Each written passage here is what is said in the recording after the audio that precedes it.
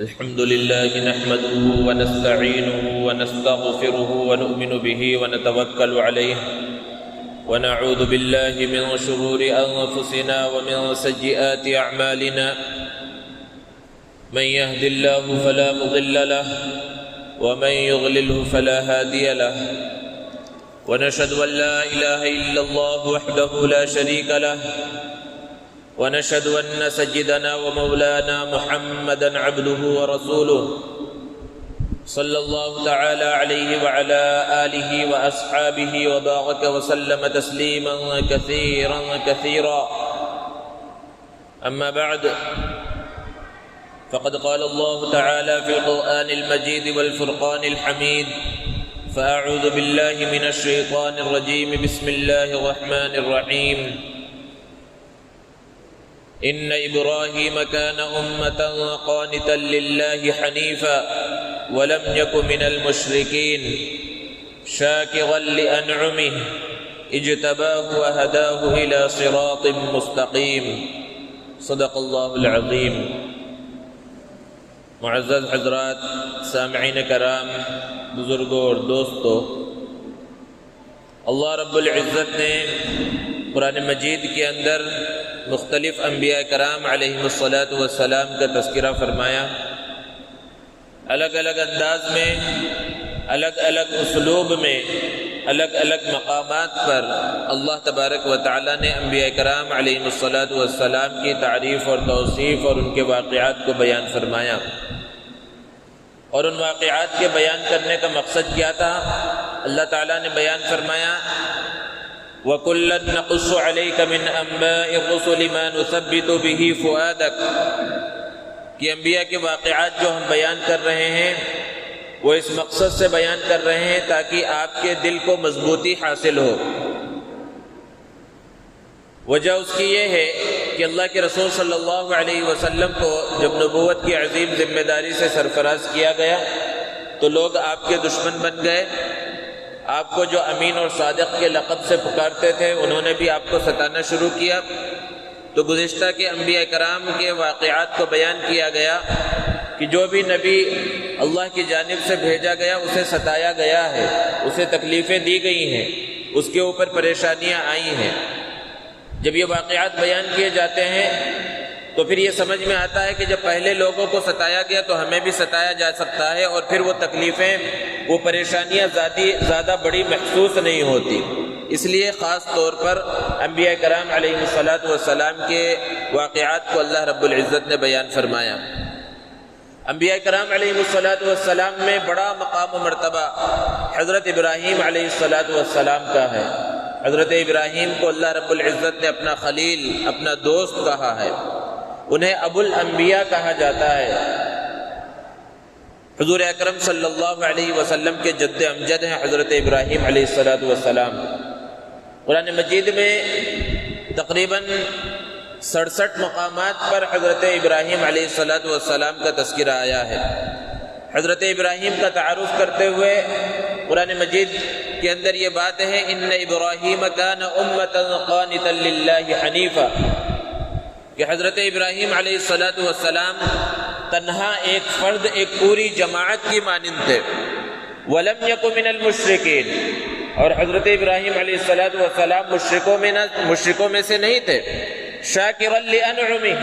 اللہ کی نعمتوں کا شکر ادا کرنے والے تھے. اجتباہ وہداہ الی صراط مستقیم، اللہ نے انہیں منتخب کیا تھا، انہیں سیدھے راستے کی جانب ان کی ہدایت فرمائی تھی، ان کی رہنمائی فرمائی تھی. ایک جگہ پر اللہ نے بیان فرمایا وَلَقَدْ آتَيْنَا إِبْرَاهِيمَ، کہ حضرت ابراہیم علیہ السلام کو ہم نے حکمت و دانائی بہت پہلے سے، یعنی بچپن سے ہی عطا فرمائی تھی. اور ایک جگہ پر اللہ نے بیان فرمایا وَاذْكُرْ فِي الْكِتَابِ إِبْرَاهِيمَ إِنَّهُ كَانَ صِدِّيقًا نَبِيًّا، کہ قرآن مجید کے اندر حضرت ابراہیم کا بھی تذکرہ کیجئے، بے شک وہ سچے نبی تھے. جتنے بھی قومیں گزری ہیں جو حضرت ابراہیم علیہ السلام کے بعد میں آئیں، اور جو آسمانی مذہب پر ایمان رکھتی تھی وہ حضرت ابراہیم علیہ السلام سے اپنی نسبت جوڑنے پر فخر محسوس کرتے تھے. یہاں تک کہ جو یہود و نصارہ تھے وہ یہ کہتے تھے کہ حضرت ابراہیم علیہ السلام یہودی ہیں. نصرانی یہ کہتے تھے کہ حضرت ابراہیم علیہ السلام نصرانی ہیں. حالانکہ یہ بات ایسی تھی جو عقل میں آنے والی نہیں تھی، کیونکہ یہودی بعد میں آئے، نصرانی بعد میں آئے، اور حضرت ابراہیم علیہ السلام ان سے پہلے گزر چکے. اسی لیے اللہ رب العزت نے بیان فرمایا ما کان ابراہیم یہودیا ولا نصرانیا، کہ حضرت ابراہیم علیہ السلام نہ تو یہودی تھے اور نہ نصرانی تھے، ولکن کان حنیفا مسلما، وہ سچے پکے مسلمان تھے، وہ اللہ کی طرف جھکنے والے تھے. حضرت ابراہیم علیہ السلام نے جس گھرانے کے اندر آنکھ کھولی وہ گھرانہ کفر کا، شرک کا، بت پرستی کا اڈا تھا. حضرت ابراہیم علیہ السلام کا باپ آزر وہ بت پرست ہی نہیں بلکہ بت ساز اور بت فروش بھی تھا. اپنے ہاتھوں سے مورتیاں بناتا اور اس کو بازار میں بیچا کرتا تھا. حضرت ابراہیم علیہ السلام جب تھوڑے سے شعور کی عمر کو پہنچے اور اس بت پرستی کے اور کفر کے اور شرک کے ماحول کو دیکھا اور اللہ نے انہیں نبوت عطا فرمائی، تو اس دعوت کا آغاز اور ہدایت کو پہنچانے کا آغاز سب سے پہلے اپنے گھر سے کیا اور اپنے باپ سے کہا یا ابت لم تعبد ما لا يسمع ولا يبصر ولا يغني عنك شيئا، اے ابا جان آپ ایسی چیزوں کی عبادت کیوں کرتے ہیں جو آپ کو نہ نفع پہنچا سکتی ہے، نہ نقصان پہنچا سکتی ہے، نہ آپ کے کسی کام آ سکتی ہے. پھر فرمایا یا ابت انی قد جاءنی من العلم ما لم یأتک فاتبعنی اہدک صراطا سویا، اے بجان اللہ نے مجھے ایک علم عطا فرمایا ہے، وہ علم آپ کے پاس نہیں ہے، آپ میری اتباع کیجئے، میں آپ کو سیدھے راستے کے اوپر لگا دوں گا. اور اگر آپ نے میری اتباع نہیں کی تو پھر شیطان آپ کو غلط راستے کے اوپر لگا دے گا. مختلف انداز میں مختلف اسلوب سے حضرت ابراہیم علیہ السلام نے سمجھانے کی کوشش کی، لیکن باپ آزر نے مانا نہیں اور کہا اراغب انت عن آلہتی یا ابراہیم، اے ابراہیم کیا تو میرے معبودوں سے پھرا ہوا ہے؟ جن معبودوں کی میں عبادت کرتا ہوں، جن کو میں بناتا ہوں، تو انہیں نہیں مانتا؟ اگر تو ان کی برائی کرنے سے باز نہ آیا تو میں تجھے یہاں سے نکال دوں گا، یا تجھے پتھر مار مار کر ہلاک کر دوں گا، یا پھر تجھے یہاں سے میں باہر کر دوں گا. حضرت ابراہیم علیہ السلام نے کہا کہ ٹھیک ہے اگر باہر ہی جانا ہے تو میں اب جا رہا ہوں، اور والد کو سلام کیا اور کہا میں اپنے پروردگار سے آپ کی مغفرت کی دعا کرتا رہوں گا. اور حضرت ابراہیم علیہ السلام گھر سے باہر نکلے اور ایک طویل عرصے تک اپنے والد کے لیے دعا کرتے رہے، مغفرت کی دعا کرتے رہے، یہاں تک کہ اللہ کا حکم آ گیا کہ ما کان للنبی والذین آمنوا ان یستغفروا للمشرکین ولو کانوا اولی قربی، کہ کسی بھی نبی اور عام مسلمانوں کے لیے یہ بات جائز نہیں ہے کہ کسی ایسے شخص کے واسطے مغفرت کی دعا کریں جس کے بارے میں یہ پتہ چل گیا ہو کہ وہ اللہ کا دشمن ہے اور کفر کے اوپر اس کا انتقال ہو گیا ہو، اس کے لیے مغفرت کی دعا کرنا درست نہیں. اللہ نے دوسری جگہ پر بیان فرمایا کہ حضرت ابراہیم نے ہمیشہ اپنے والد کے واسطے مغفرت کی دعا نہیں کی. اللہ تعالیٰ نے فرمایا وَمَا كَانَ اسْتِغْفَارُ إِبْرَاهِيمَ لِأَبِيهِ إِلَّا عَن مَّوْعِدَةٍ وَعَدَهَا إِيَّاهُ، کہ حضرت ابراہیم نے جو اپنے والد کے لیے مغفرت کی دعا کی وہ ایک محدود وقت کے واسطے کی، لیکن جب انہیں پتہ چل گیا اور انہیں بتلا دیا گیا کہ کفر پر ہی اس کا خاتمہ ہوا ہے تو اب پھر اس کے بعد انہوں نے مغفرت کی دعا کرنا چھوڑ دیا. بہرحال گھر سے باہر نکلے، قوم کے حالات کو دیکھا کہ قوم پوری کی پوری بت پرستی کے اندر مبتلا ہے، شرک اور کفر کے اندر مبتلا ہے. تو حضرت ابراہیم علیہ السلام نے قوم کو بھی الگ الگ انداز میں سمجھانے کی کوشش کی. ان سے کہا ما هذه التماثيل التي انتم لها عاكفون، یہ کون سے مجسمے لیے بیٹھے ہو، یہ کون سی مورتیاں لیے بیٹھے ہو جس کو تم پوج رہے ہو، یہ تمہیں نفع نقصان نہیں پہنچا سکتے، یہ تمہارے کسی کام نہیں آ سکتے. قوم کے لوگوں نے کہا وجدنا آباءنا لها عابدین، تم جو کہتے ہو وہ ہو سکتا ہے وہ ٹھیک ہو، لیکن ہم نے اپنے باپ دادا کو ایسے ہی کرتے پایا ہے. بے شمار لوگوں کی گمراہی کا ہمیشہ یہ سبب بنتا آ رہا ہے کہ وہ باپ دادا کے طریقے کو چھوڑنے کے واسطے تیار نہیں تھے. باپ دادا کا طریقہ اسلام کے اندر چل نہیں سکتا۔ ہاں اگر باپ دادا کا طریقہ صحیح تھا اور شریعت مطہرہ کے مطابق تھا، اللہ کے اور رسول کے حکم کے مطابق تھا، تب تو باپ اور دادا کا طریقہ مقبول ہوگا۔ لیکن اگر باپ دادا کا طریقہ غلط تھا، اللہ اور رسول کے حکم کے مطابق نہیں تھا، تو چاہے جتنے خاندان وہ کرتے چلے آ رہے ہوں اور باپ دادا وہ کرتے چلے آ رہے ہوں، وہ طریقہ قابل قبول نہیں ہوگا، وہ طریقہ اللہ کے نزدیک مقبول نہیں ہوگا۔ طریقہ تو وہی مقبول ہوگا جو اللہ کا طریقہ ہوگا، نبی کریم صلی اللہ علیہ وسلم کا طریقہ ہوگا۔ تو ان لوگوں نے یہی کہا وجدنا آباءنا لها عابدین، کہ ہم نے اپنے باپ دادا کو ان کی عبادت کرتے ہوئے پایا ہے۔ حضرت ابراہیم علیہ السلام نے فرمایا تم اور تمہارے باپ دادا سب کے سب گمراہی کے اندر مبتلا تھے۔ بہرحال انہیں سمجھانے کی کوشش کی، الگ الگ انداز میں سمجھایا، اور ایک موقع کی تلاش میں تھے کہ پورے لوگوں کے سامنے ان بتوں کی اور ان مورتیوں کی حقیقت کھل کر آئے۔ ایک مرتبہ چند لوگوں کے سامنے حضرت ابراہیم علیہ السلام نے یہ کہہ دیا ٹھیک ہے میں تمہارے معبودوں کو دیکھ لوں گا۔ پھر کچھ دنوں کے بعد ان کے ایک میلے کا دن آیا، عید کا دن آیا، جس کو وہ اپنے علاقے سے باہر نکل کر میدان میں منایا کرتے تھے۔ حضرت ابراہیم علیہ السلام سے بھی ان کے قوم کے لوگوں نے کہا کہ آپ بھی اس میلے کے اندر شریک ہوں، ہمارے ساتھ چلیں عید منانے کے واسطے۔ حضرت ابراہیم علیہ السلام نے کہا انی سقیم، میں بیمار ہوں، میں تمہارے ساتھ نہیں جا سکتا۔ اور پورے کے پورے علاقے کے لوگ اپنے علاقے کو چھوڑ کر عید منانے کے واسطے اور خوشی منانے کے واسطے اس میلے کے اندر پہنچے۔ پورا علاقہ خالی ہو گیا۔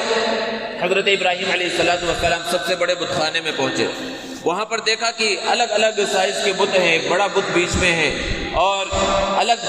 اس سے چھوٹے، پھر اس سے چھوٹے، الگ الگ مورتیاں، اور ان کے سامنے طرح طرح کے کھانے اور چڑھاوے رکھے ہوئے ہیں، مٹھائیاں رکھی ہوئی ہیں۔ پہلے تو انہیں مخاطب کیا یہ جو چڑھاوے رکھے ہوئے ہیں، یہ کھانے اور مٹھائیاں رکھی ہوئی ہیں، تم اسے کھاتے کیوں نہیں؟ پھر اس کے بعد ایک کلاڑے کو لیا اور ایک لائن سے سب کو توڑنا شروع کیا۔ بڑے بت کو حضرت ابراہیم علیہ السلام نے چھوڑ دیا، لیکن چھوٹے جتنے تھے اس بڑے کے علاوہ سب کو توڑ دیا، اور پھر اس کلاڑے کو بڑے بت کے گردن کے اوپر لٹکا دیا اور واپس آ گئے۔ جب شام ہوئی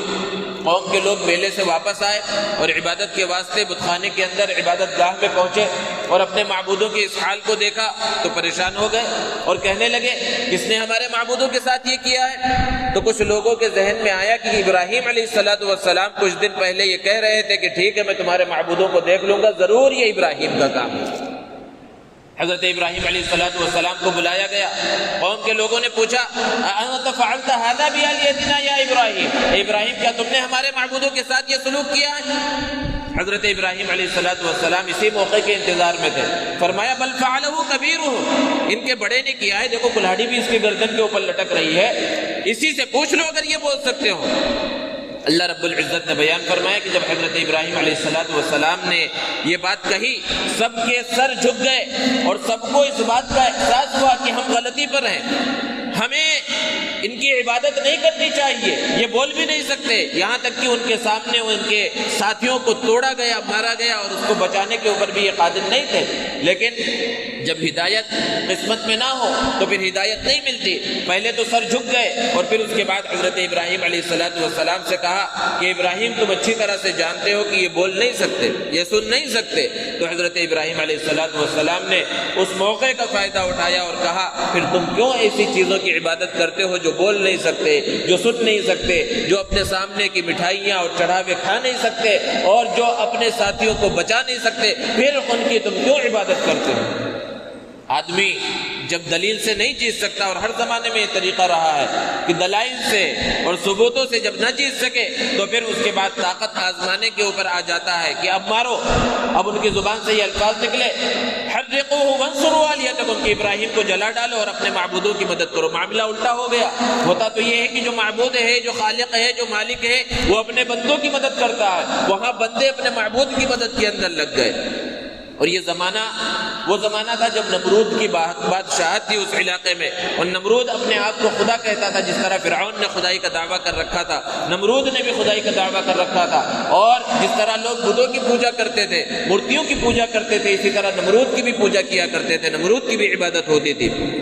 ہوتے ہوتے یہ بات اور اس واقعے کی خبر نمرود کو پہنچی۔ نمرود کے دربار میں حضرت ابراہیم علیہ السلام کو بلایا گیا اور نمرود نے کہا کہ میں رب ہوں، میں خدا ہوں، لیکن ایسا سننے میں آیا ہے کہ تم دعویٰ کر رہے ہو کہ تمہارا خدا کوئی اور ہے، تمہارا معبود کوئی اور ہے، کون ہے تمہارا معبود، ذرا مجھے بتلاؤ۔ اللہ رب العزت نے قرآن مجید کے اندر بیان فرمایا کہ حضرت ابراہیم علیہ السلام نے ارشاد فرمایا ربی الذی یحیی و یمیت، میرا پروردگار وہ ہے جو زندگی عطا کرتا ہے اور موت عطا کرتا ہے۔ تو اس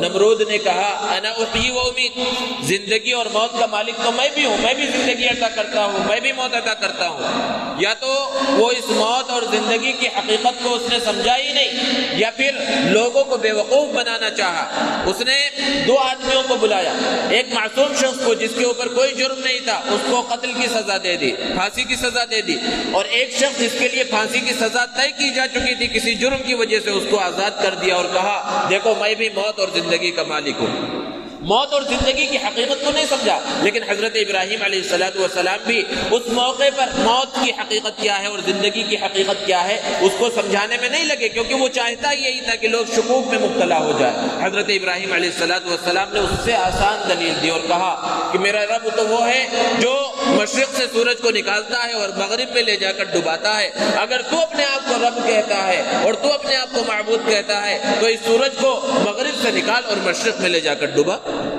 اللہ نے ارشاد فرمایا فَبُهِتَ الَّذِي كَفَرَ، وہ کافر مبہوت ہو کر رہ گیا، کوئی جواب بننا پڑا، کیونکہ کوئی جواب ہو ہی نہیں سکتا۔ یہ اللہ کا کام ہے، سورج کو نکالنا، سورج کو ڈبانا، یہ سب کام اللہ رب العزت کے قبضے قدرت میں ہے، کسی کے بس میں یہ نہیں ہے۔ پوری کائنات کا نظام چلانے والا وہ مالک ہے،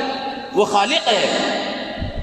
اب پھر فیصلہ ہوا کہ حضرت ابراہیم علیہ السلام کو بہرحال آگ کے اندر ڈال دیا جائے، دلائل سے نہ جیت سکے، اور آگ تیار کی گئی۔ کئی دنوں تک اس کے شعلوں کے اندر لکڑیاں ڈالے جاتا رہا، لوگ جو ہے ثواب سمجھ کر اس میں لکڑیاں لا کر ڈال رہے تھے، یہاں تک کہ اس کے شعلے آسمان سے بات کرنے لگے اور بہت بڑی آگ تیار ہو گئی۔ حضرت ابراہیم علیہ السلام کو اس آگ کے اندر ڈال دیا گیا۔ روایتیں مختلف ہیں، بعض روایتوں سے پتہ چلتا ہے کہ 40 دن تک حضرت ابراہیم علیہ السلام اس آگ کے اندر رہے۔ اللہ رب العزت کی مخلوق ہے آگ بھی، ہر چیز اللہ کی مخلوق ہے۔ اللہ رب العزت نے آگ کو حکم دیا یا نار کونی بردا وسلاما علی ابراہیم،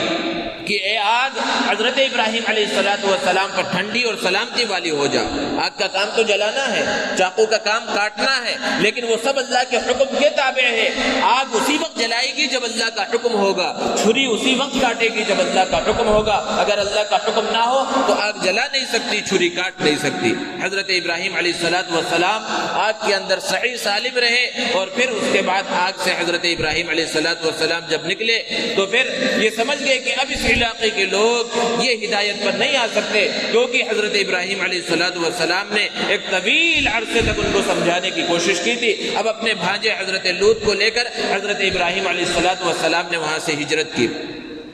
اپنی اہلیہ محترمہ اور اپنے بھانجے حضرت لوط کے ساتھ وہاں سے ہجرت کی، اور پھر فلسطین گئے، اور وہاں سے حضرت ابراہیم علیہ السلام مصر پہنچے۔ راستے میں ظالم بادشاہ کا واقعہ پیش آیا۔ ایک ظالم بادشاہ اس علاقے میں رہتا تھا اور وہ وہاں پر خواتین کے اوپر ظلم کرتا تھا۔ اگر اسے پتا چلتا کہ کوئی میاں بیوی وہاں سے گزر رہے ہیں تو عورت کو پکڑ لیتا اور دست درازی کی کوشش کرتا۔ جب حضرت ابراہیم علیہ السلام کو یہ پتا چلا، ساتھ میں اہلیہ محترمہ حضرت سارہ موجود ہیں، تو حضرت سارہ سے کہا کہ اس وقت روئے زمین پر ابھی کسی نے ایمان قبول نہیں کیا ہے، تو ایک اعتبار سے ہم ایمانی بھائی بہن بھی ہیں، اگر بادشاہ پکڑ لے تو تم بتا دینا کہ میں حضرت ابراہیم کی بہن ہوں، کیونکہ ایمانی اعتبار سے اور اسلامی اعتبار سے بھائی بہن ہیں۔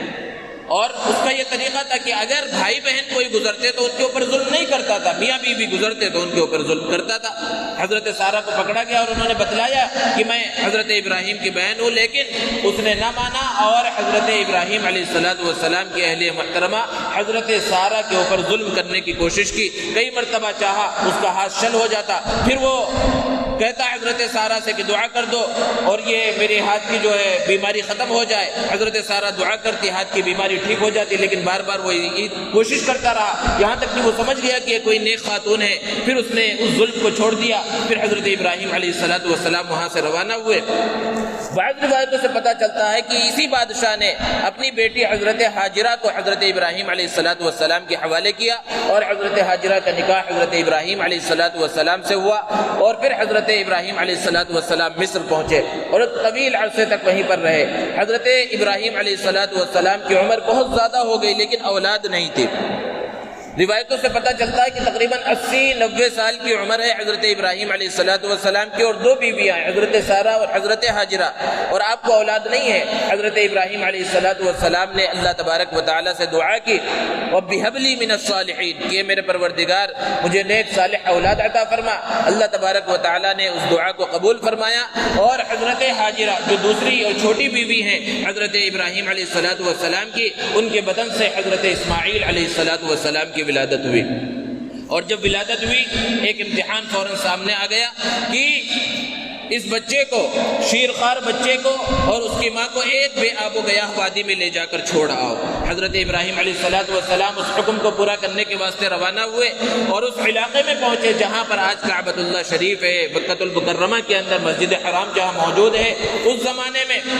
مکۃ المکرمہ اور وہ کعبۃ اللہ شریف وہ تو پہلے سے موجود ہے، جب دنیا کو اللہ رب العزت نے بنایا اسی وقت سے موجود ہے۔ فرشتوں نے سب سے پہلے اس کی تعمیر کی تھی، اور اس سے پہلے کے جو انبیاء گزرے وہ اس کا طواف کرتے رہے تھے، لیکن ایک طویل عرصے کے گزرنے کی وجہ سے اس عمارت کے نقش و نگار وہاں سے ختم ہو گئے تھے، نام و نشان مٹ گیا تھا، اور ایک ویران بستی تھی جہاں پر کوئی نہیں تھا، پانی بھی نہیں تھا، انسانوں کی آبادی نہیں تھی، جانوروں کی آبادی نہیں تھی، بے آب و گیاہ وادی تھی۔ حضرت ابراہیم علیہ السلام نے حضرت حاجرہ اور اپنے شیرخوار بچے حضرت اسماعیل علیہ السلام کو وہاں چھوڑا اور واپس جانے لگے۔ حضرت حاجرہ نے سوال کیا کہ ہمیں اس بے آب و گیاہ وادی میں چھوڑ کر کہاں جا رہے ہیں؟ حضرت ابراہیم نے کچھ جواب نہ دیا تو خود حضرت حاجرہ نے پوچھا کہ کیا یہ اللہ کا حکم ہے؟ حضرت ابراہیم علیہ السلام نے سر کے اشارے سے فرمایا ہاں یہ اللہ کا حکم ہے۔ تو حضرت حاجرہ نے فرمایا وہ توکل تھا، وہ بھروسہ تھا اللہ کے اوپر، فرمایا کہ اگر یہ اللہ کا حکم ہے تو اللہ ہمیں ضائع نہیں کرے گا۔ تھیلی کے اندر کچھ کھجوریں تھی اور تھوڑا سا پانی تھا، وہ پانی اور کھجور کتنے عرصے تک چلتی؟ کچھ عرصے کے اندر وہ پانی بھی ختم ہو گیا اور وہ کھجور بھی ختم ہو گیا۔ اب کچھ بھی نہیں ہے، توشہ کچھ بھی ساتھ میں نہیں ہے۔ حضرت ابراہیم علیہ السلام بھی اللہ کے حکم کو پورا کرتے ہوئے وہاں سے جا چکے ہیں۔ اب وہ بچہ پیاس سے تڑپ رہا ہے اور چونکہ کچھ کھانا نہیں ہے اس لیے حضرت حاجرہ کو دودھ بھی نہیں ہے۔ اب وہ پانی کی تلاش کے اندر کہ کہیں سے پانی ملے، صفا مروہ پہاڑیاں ہیں اس کے اوپر چڑھ گئی حضرت حاجرہ، کبھی صفا پہاڑی کے اوپر چڑھتی ہے کبھی مروہ کے اوپر چڑھتی ہے تاکہ کوئی نظر آئے، اور جب درمیان میں سے گزرتی ہے تو تھوڑا سا تیز دوڑتی ہے کیونکہ بچہ نظروں سے اوجھل ہو جاتا ہے، بچہ وہاں دور موجود ہے اس مقام پر جہاں آب زمزم کا کنواں موجود ہے۔ کئی مرتبہ چکر لگایا حضرت حاجرہ نے دونوں پہاڑیوں کے درمیان، جو لوگ حج کے واسطے اور عمرے کے واسطے جاتے ہیں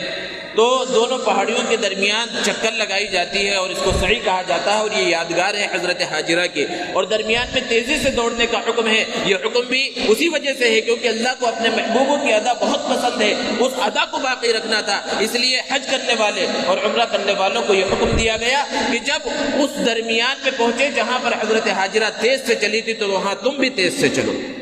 بہرحال حضرت حاجرہ جب پھر اپنے بچے کے پاس پہنچی تو ان کے حضرت اسماعیل علیہ السلام ایڑیاں رگڑ رہے تھے، ان کی ایڑیوں کے رگڑ سے وہاں پر ایک چشمہ جاری ہوا جو زمزم کے نام سے مشہور ہے، اور اس کا پانی اور وہ چشمے سے آج بھی پانی نکل رہا ہے، اور دنیا کا سب سے اچھا پانی وہ ہے۔ یہاں تک کی روایتوں سے پتہ چلتا ہے کہ دنیا کا بھی اور جنت کے اندر بھی جو پانی ہے ان سب میں سب سے اچھا پانی وہ زمزم کا پانی ہے۔ اور یہی وجہ ہے کہ معراج کے موقع پر جب فرشتے آسمان سے ہی آئے تھے، وہ جنت کے راستے سے ہی آ رہے تھے، حضور اکرم صلی اللہ علیہ وسلم کے قلب اطہر کو دھویا گیا تو چاہتے تو جنت کا پانی لے کر آ سکتے تھے، لیکن اللہ نے حکم دیا کہ انہیں آب زمزم سے دھویا جائے، اس زمزم کے پانی سے اللہ کے رسول صلی اللہ علیہ وسلم کے قلب اطہر کو دھویا جائے۔ اس سے پتہ چلتا ہے کہ یہ زمزم کا پانی دنیا اور آخرت کے پانیوں کے اندر سب سے بہترین پانی ہے۔ اور وہ جو چشمہ جاری ہوا حضرت اسماعیل علیہ السلام کی ایڑیوں سے وہ اب تک جاری ہے اور قیامت تک وہ جاری رہے گا، اور لوگ اس سے سیراب ہوتے رہیں گے۔ حضرت اسماعیل علیہ السلام بڑے ہوئے، پھر حضرت ابراہیم علیہ السلام بھی آ گئے، اور پھر اس کے بعد وہ عظیم قربانی کا واقعہ پیش آیا جس کو مسلمان چند دنوں کے بعد کریں گے انشاءاللہ، اس کو بعد میں بیان کیا جائے گا۔ اور ایک حکم اس وقت باپ اور بیٹے کو ہوا اور وہ کعبۃ اللہ کی تعمیر کا حکم تھا۔ حضرت ابراہیم علیہ السلام اپنے فرزند حضرت اسماعیل علیہ السلام کے ساتھ بیت اللہ شریف کعبۃ اللہ شریف کی تعمیر کے اندر لگ گئے۔ قرآن مجید نے اس کو بیان کیا وَإِذْ يَرْفَعُ إِبْرَاهِيمُ الْقَوَاعِدَ مِنَ الْبَيْتِ وَإِسْمَاعِيلُ کہ جب حضرت ابراہیم اور حضرت اسماعیل علیہ السلام اللہ کے حکم سے کعبۃ اللہ کی دیواروں کو اٹھا رہے تھے، کوئی اور مظلوم نہیں تھا، یہی دونوں جو نبی ہیں، اللہ کے بندے ہیں، اللہ کے پیغمبر ہیں، یہ دونوں اس عمارت کی تعمیر کر رہے ہیں۔ آج جب عمارتیں بنائی جاتی ہیں تو پہلے انسان زمین کے اوپر کھڑا ہو، کچھ اینٹیں لگائے گا اور پھر اس کے بعد جب اوپر جانے کے واسطے کچھ اور انتظام کرنا پڑے گا کیونکہ ہاتھ وہاں تک نہیں پہنچے گا۔ لیکن معجزاتی طور پر وہ پتھر جس کے اوپر کھڑے ہو کر حضرت ابراہیم علیہ السلام کعبۃ اللہ کی تعمیر کر رہے تھے، جہاں تک پہنچنے کی ضرورت پڑتی وہ پتھر خود بخود اوپر نیچے ہوتا تھا اور اس پر کھڑے ہو کر حضرت ابراہیم علیہ السلام نے کعبۃ اللہ کی تعمیر کی۔ وہ پتھر آج بھی مسجد الحرام کے اندر موجود ہے جسے مقام ابراہیم کہا جاتا ہے۔ مقام ابراہیم اس مقام کو کہا جاتا ہے جہاں پر وہ پتھر جس پتھر کے اوپر کھڑے ہو کر حضرت ابراہیم علیہ السلام نے کعبۃ اللہ شریف کی تعمیر کی تھی، وہ پتھر جہاں پر موجود ہے اسی مقام کو مقام ابراہیم کہا جاتا ہے، اور اس مقام پر طواف کرنے والوں کو 2 رکعت نماز پڑھنے کا حکم ہے جس کا تذکرہ اللہ نے قرآن مجید میں کیا ہے وَاتَّخِذُوا مِن مَّقَامِ إِبْرَاهِيمَ مُصَلًّى کہ جو مقام ابراہیم ہے اس کو نماز پڑھنے کی جگہ بنا لو۔ وہ پتھر اب ایک شوکیس کے اندر موجود ہے، اس کو آپ نے دیکھا ہوگا کہ اس کے اندر قدموں کے نشان حضرت ابراہیم علیہ السلام کے قدموں کے نشان اب بھی موجود ہیں۔ گزشتہ چند سالوں پہلے وہ پتھر کھلے ہوئے حصے میں رکھا ہوا تھا کہ لوگ چاہتے تو اس کے اوپر ہاتھ بھی لگاتے تھے، پھر بعد میں اس کو بند کر دیا گیا۔ بعض روایتوں سے پتہ چلتا ہے کہ حضرت ابراہیم علیہ السلام جب اس پتھر کے اوپر کھڑے ہوئے تھے تو جس طرح ہاتھوں کے اوپر یہ لکیر ہے جسے فنگر پرنٹس کہا جاتا ہے، اسی طرح پیروں میں بھی کھال کے اوپر بھی اس طرح لکیریں ہیں۔ اس پتھر کے اوپر قدموں کے نشان تو موجود تھے ہی، حضرت ابراہیم علیہ السلام کے قدموں کے نیچے جو باریک باریک نشان تھے وہ نشان بھی اس کے اوپر جم گئے تھے اور وہ نشان باقی تھے، لیکن چونکہ وہ کھلے ہوئے حصے میں رکھا ہوا تھا اور لوگ ہاتھ بھی لگاتے تھے اور زمزم کے پانی کو اس میں ڈال کر بطور تبرک اس سے پیا کرتے تھے، اس لیے ہاتھ لگنے کی وجہ سے وہ نشانات تو مٹ گئے۔ لیکن ابھی چند دنوں پہلے آپ نے خبر پڑھی ہوگی کہ گزشتہ جب سے یہ لاک ڈاؤن کا عرصہ چل رہا ہے اور کورونا کی مہاماری ہے اور بیت اللہ شریف کے اندر بھی تعداد کو بہت محدود کر دیا گیا اور لوگ باہر سے حج اور عمرے کے لیے نہیں جا سکتے، جیسے کہ بھی حج کا مہینہ ہے، بے شمار لوگوں کی خواہش تھی کہ وہ حج کے لیے جائیں، لیکن اللہ کا کرنا ایسا ہے کہ وہ حج کے لیے نہیں جا سکے۔ تو ایسے زمانے کے اندر جب لوگ کعبۃ اللہ کے قریب بھی نہیں جا رہے ہیں، حجر اسود کو بھی نہیں چھو رہے ہیں، مقام ابراہیم کے قریب بھی نہیں جا پا رہے ہیں، تو وہاں کی حکومت نے ایک کام یہ کیا چند دنوں پہلے کہ اس کی باریکی سے بہت ہی زیادہ خوبصورت انداز میں حجر اسود کی تصویریں کھینچی گئی اور مقام ابراہیم جس پتھر پر کھڑے ہو کر حضرت ابراہیم علیہ السلام نے بیت اللہ شریف کی تعمیر کی تھی اس پتھر کی تصویریں کھینچی گئی، تو وہ بہت زیادہ زوم کر کے اور بہت بڑے قیمتی کیمروں سے وہ تصویریں کھینچی گئی، تو اس سے ایک تو حجر اسود کی اصل حیت کیا ہے وہ بھی پتہ چلی ہے۔ بظاہر دور سے بہت کالا نظر آتا ہے لیکن حقیقت میں وہ اتنا کالا نہیں ہے، بہت زیادہ زوم کر کے اس کو کھینچا گیا۔ اسی طرح مقام ابراہیم کی بھی جو تصویریں آئی ہیں اس کے اندر وہ نشانات جو حضرت ابراہیم علیہ السلام کے قدموں کے نشانات تھے اور قدموں کے اندر جو جھلیاں ہوتی ہیں اور جو باریک نشانات ہوتے ہیں، ان کیمروں کے ذریعے جب اس تصویر کو کھینچا گیا تو وہ نشانات ان تصاویر کے اندر ظاہر ہے، جو گزشتہ 1-1.5 مہینے پہلے باہر سوشل میڈیا کے اوپر اس کو ڈالا گیا تاکہ دنیا دیکھے اور اس سے جو ہے سمجھے کہ یہ کیسے نوادرات ہیں اور یہ کیسی چیزیں ہیں جو مسلمانوں نے وہاں پر محفوظ رکھی ہیں، اور یہ ساری چیزیں محفوظ ہیں اور مسلمان جو وہاں جاتے ہیں اس کو دیکھتے بھی ہیں۔ تو بہرحال حضرت ابراہیم علیہ السلام کعبۃ اللہ کی تعمیر سے فارغ ہوئے، اور انسان جب بھی کسی نیک کام سے فارغ ہو، اچھا کام کر کے فارغ ہو، تو اس وقت اگر دعا کرے تو اللہ رب العزت دعاؤں کو قبول فرماتے ہیں۔ حضرت ابراہیم علیہ السلام نے جو کارنامہ انجام دیا تھا کوئی معمولی کارنامہ نہیں تھا، بیت اللہ شریف کی تعمیر، لیکن انسان بڑے سے بڑا کام کرے اس کے اندر بڑائی اور تکبر نہیں آنی چاہیے، بلکہ بڑے سے بڑی عبادت کرنے کے بعد، بڑی سے بڑی نیکی کرنے کے بعد یہ دعا کرتے رہنا چاہیے، ربنا ربنا تقبل منا انک انت السمیع العلیم، کہ ہمارے پروردگار ہم نے جو کچھ عمل کیا ہے اس کو قبول فرما، کیونکہ اگر یہ عمل قبول نہیں ہوا اور اس کے اندر ریاکاری رہی اور تکبر اور دکھلاوا رہا تو بڑے سے بڑا عمل بھی وہ بیکار ہو جاتا ہے، اس کا کوئی اجر نہیں ملتا۔ حضرت ابراہیم علیہ السلام کعبۃ اللہ شریف کی تعمیر سے فارغ ہوئے تو فوراً یہ دعا کہ ربنا تقبل منا انک انت السمیع العلیم، پھر اپنے اولاد کے واسطے دعا کہ ربنا وجعلنا مسلمین لک ومن ذریتنا امۃ مسلمۃ لک وارنا مناسکنا وتب علینا انک انت التواب الرحیم۔ پھر اس کے بعد سب سے اہم دعا، جس دعا کے اندر نبی کریم صلی اللہ علیہ وسلم کو مانگا، آپ صلی اللہ علیہ وسلم کے جو کام ہوں گے اس کو مانگا، ربنا وابعث فیہم رسولا، کہ ہمارے پروردگار ہمارے خاندان میں سے ہی ایک رسول کو بھیج، اور پھر اس کا کام کیا ہوگا اس کو بھی مانگا۔ حضرت ابراہیم علیہ السلام کے ایک بیٹے حضرت اسماعیل علیہ السلام ہیں، اور دوسرے بیٹے حضرت اسحاق علیہ السلام ہیں جو حضرت سارہ کے بطن سے پیدا ہوئے۔ حضرت اسحاق علیہ السلام کے فرزند حضرت یعقوب علیہ السلام ہیں، اور حضرت یعقوب کے فرزند حضرت یوسف علیہ السلام ہیں۔ حضرت یعقوب کا تذکرہ اللہ رب العزت نے قرآن مجید میں مختلف مقامات پر کیا ہے، اور بنی اسرائیل ہم اور آپ بار بار سنتے ہیں، اور قرآن مجید میں اللہ نے یا بنی اسرائیل کہہ کر بنی اسرائیل کو مخاطب کیا ہے۔ اسرائیل دراصل حضرت یعقوب کا نام ہے، تو بنو اسرائیل کا مطلب ہوا حضرت یعقوب کی اولاد، تو حضرت یعقوب کی اولاد میں سب سے پہلے نبی حضرت یوسف علیہ السلام ہیں، اور بنی اسرائیل ایک بہت بڑی قوم ہے جس میں ہزاروں انبیاء کرام علیہ السلام تشریف لائے۔ بنو اسرائیل کے پہلے پیغمبر حضرت یوسف علیہ السلام ہیں، اور بنو اسرائیل کے آخری پیغمبر حضرت عیسیٰ علیہ السلام ہیں۔ تو حضرت ابراہیم علیہ السلام کو ابو الانبیاء یعنی انبیاء کے باپ کہا جاتا ہے، کیونکہ ان کے خاندان میں بہت سے نبی آئے، لیکن سارے کے سارے نبی حضرت ابراہیم علیہ السلام کے فرزند حضرت اسحاق کے خاندان میں آئے، اور حضرت ابراہیم علیہ السلام کے جو دوسرے فرزند ہیں حضرت اسماعیل علیہ السلام، ان کے خاندان میں کوئی نبی نہیں آیا، صرف اور صرف ہمارے اور آپ کے آقا محمد عربی صلی اللہ علیہ وسلم اس خاندان کے اندر تشریف لائے۔ یہ مختصر سی